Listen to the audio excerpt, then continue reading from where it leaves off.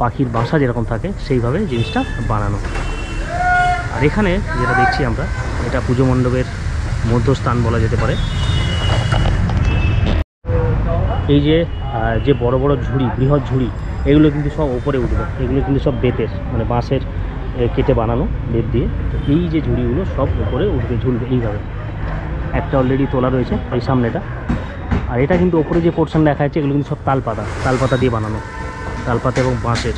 তো এখানে দেখছিলাম যে প্রতিমা চলে এসছে, সেটাও যাব। এখানে এখন দাদারা কাজ করছেন।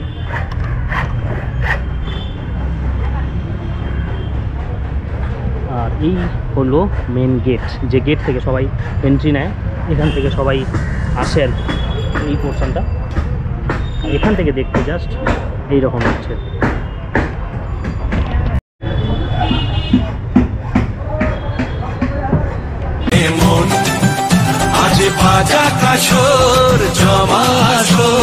থাকবে মা আর কতক্ষণ, মায়ের রূপে মন ভরেছে।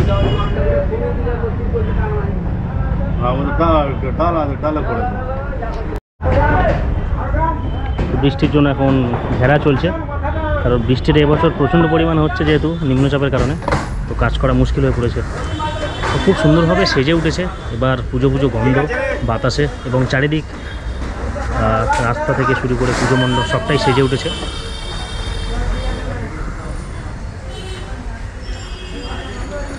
তো এখানে প্রতিমা চলে এসছে। দাদা কি এগুলো পাখি কি হবে এগুলো?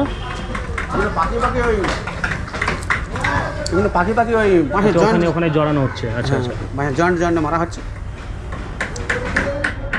বাহ, এখানে অলরেডি প্রতিমা চলে এসছে।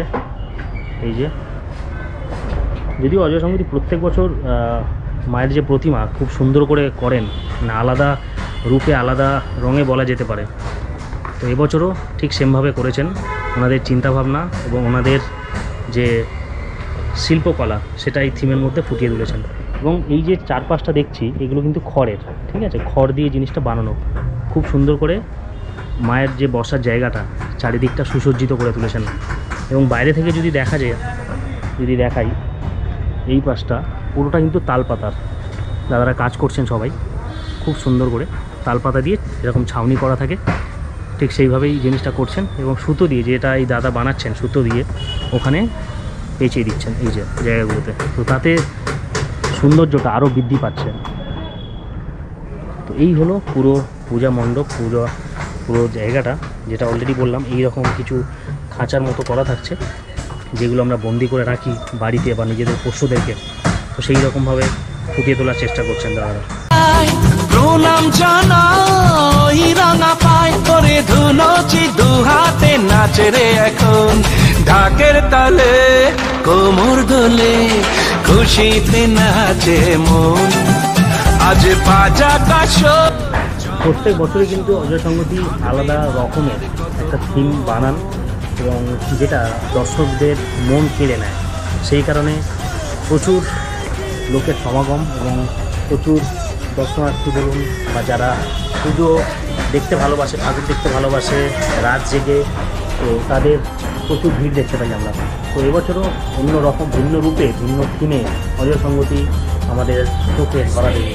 তো এই ছিল আজকের ভিডিও। আর কেমন লেগেছে আপনাদের অবশ্যই কমেন্ট করে জানাবেন এবং দেখা হবে অন্য কোনো পুজো মণ্ডপে। আজকের মতো বিদায়।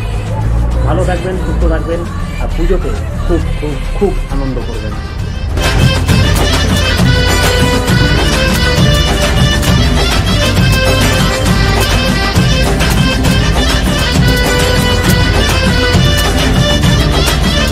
আমি জানাবো, মাকে জানাবো।